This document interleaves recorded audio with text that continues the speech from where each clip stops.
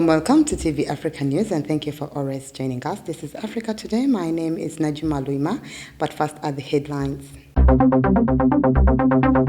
Government to close Uganda's consulate in Dubai.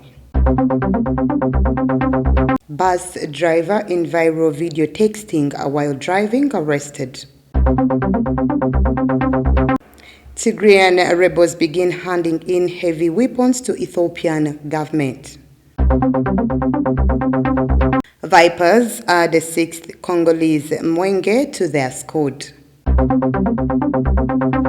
Welcome once again, now the news in detail. Traffic police in Kampala have arrested a bus driver filmed while using his phone to send several text messages while driving. Nalgo reports. In a video that went viral on social media after being filmed by a concerned passenger, the driver is seen sending messages in what appears to be WhatsApp while driving. On several occasions, the driver was seen turning eyes onto the phone and using one hand to drive the bus in a video that caused alarm among several members of the public. On Wednesday, traffic police announced the arrest of the driver identified as Philip Tenywa, a driver of the YY bus company, and on the fateful day he was driving bus registration number UBF 006L from Kampala to Lira. Traffic police spokesperson Farida Nampima said that upon receiving the video, they called the company and the general manager took action to bring them the driver, who is with them now at the Traffic Directorate headquarters in Natete, and are going to take action on him for using a phone while driving. She noted that using the phone is not only an offense, but can also lead to accidents since it distracts the driver's mind from the road to the phone. In a similar incident, police have arrested Fikri Brown Joseph, a driver with Global Bus Company, at around 8 p.m., driving while on the phone in an incident captured at Chengera along the Kampala-Masaka Highway. Ministry of Foreign Affairs has disclosed to legislators sitting in the Foreign Affairs Committee of Parliament that they may have to close the Ugandan consulate in Dubai and replace it with a liaison office. We have more. The officials, led by the State Minister for Regional Affairs, John Mulimba, together with the Permanent Secretary Vincent Bagire, were in the House to break down their ministry's budget for 2023-2024.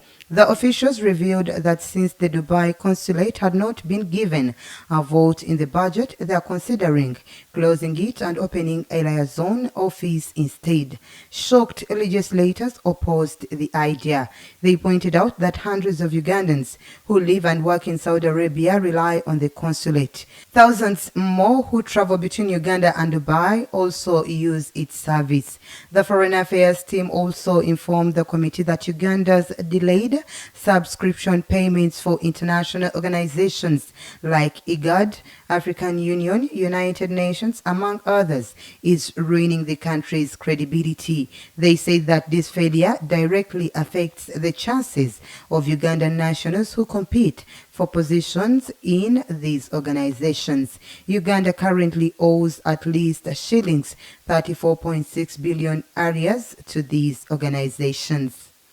Ethiopia's military said that Tigrayan forces have started handing over heavy weapons as part of the peace deal to end the 2-year civil war. Ethiopia's Federal Defense Force, in a statement Wednesday, confirmed Tigray forces have started handing over heavy weapons at the latest progress in line with the November peace deal.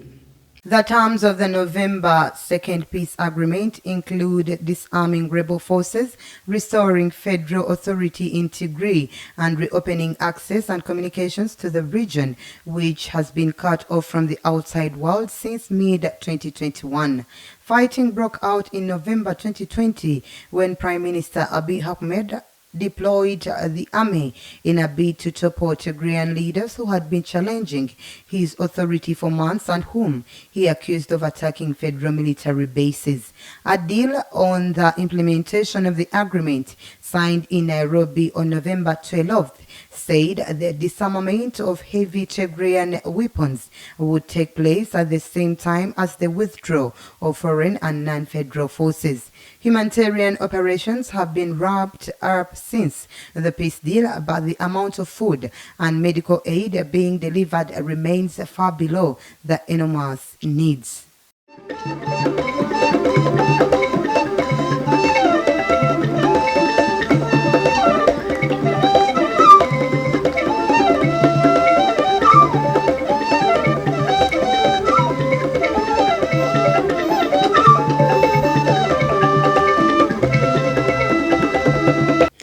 Welcome back. You're still watching TV Africa News, The Right to Know. France's Deputy Foreign Minister on a visit to jihadist-torn Burkina Faso denies accusations that Paris is seeking to meddle in the already troubled former colony.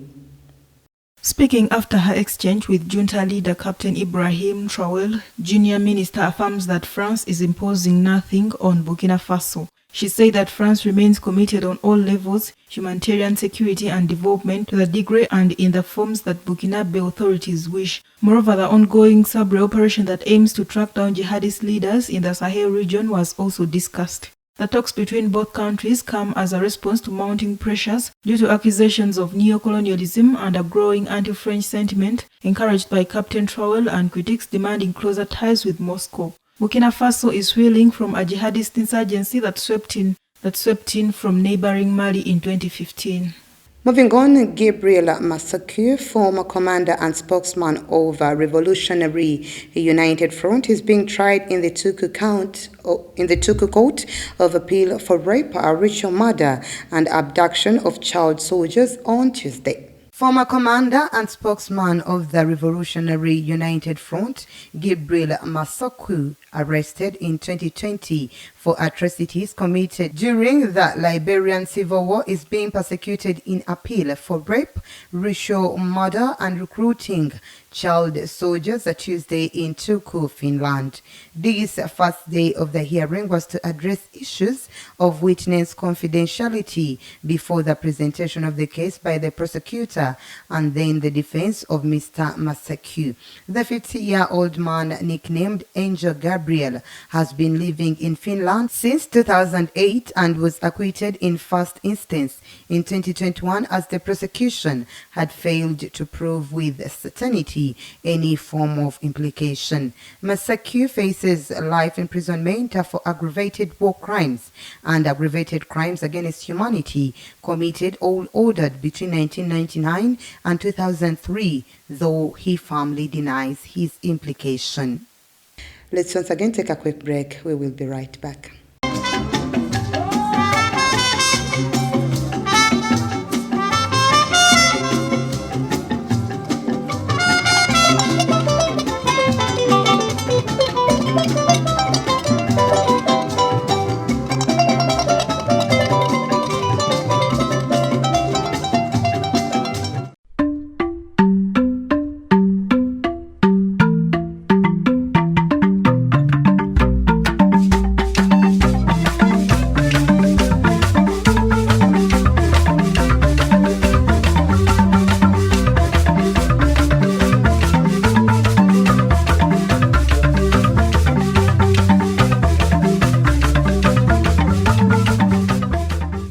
In our business news today, Egypt's pound reached a new low of about £30 to the US dollar on Wednesday as the central bank moved to a more flexible exchange rate under the terms of an IMF financial support package.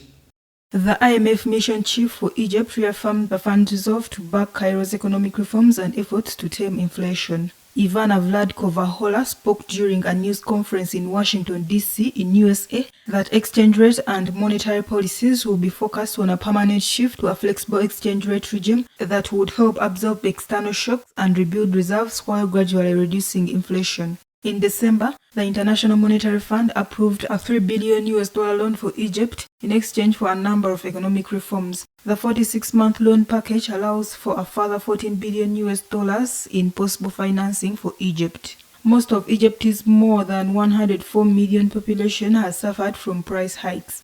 The higher inflation has inflicted heavy burdens on consumers, especially in lower-income households. Nearly 30% of Egyptians live in poverty according to official figures.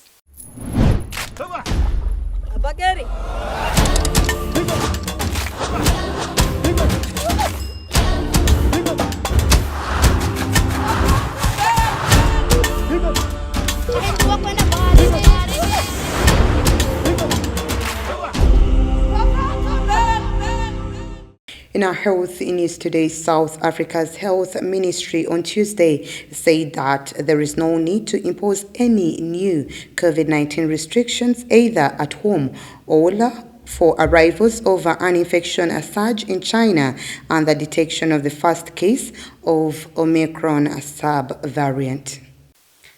Speaking to reporters, the country's health minister, Joe Fowler, said the new strain from China will not harm South Africans, given the strong immunity among the people. The minister further confirmed that South Africa has seen more COVID infections and deaths in recent weeks. However, the country will increase COVID testing and revigorate its vaccination campaign in light of rising global infections, he said at a media briefing. South Africa, which detected the first case of Omicron in late 2021, has recorded more than 4 million cases of coronavirus and more than 102,500 deaths. Some 48% of the eligible population is vaccinated.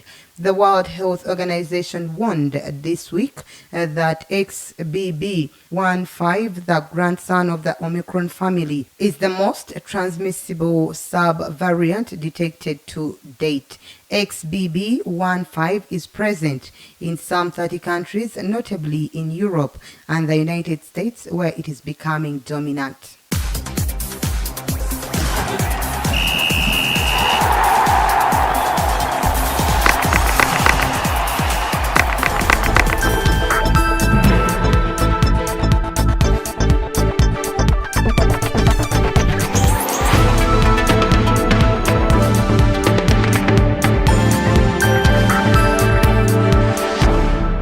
In our sports news today, reigning league champions hunt for dear Congolese-born players doesn't seem to come to end soon as the club unveils a sixth one in less than 5 months. Ahomaza with more.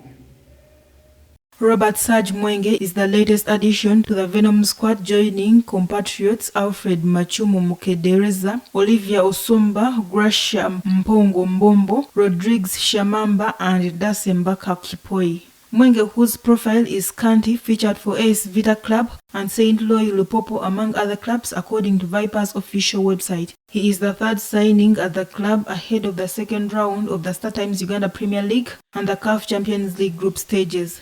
The club, who unveiled a new coach on Tuesday, have already secured the services of Martin Kiza and Karim Ndugwa. The signings send a signal to the players signed in the primary window that haven't come to the party in the first round that saw the club struggle to stamp their authority in the league. That was the news. Thank you for always keeping it TV Africa. Please do stay tuned.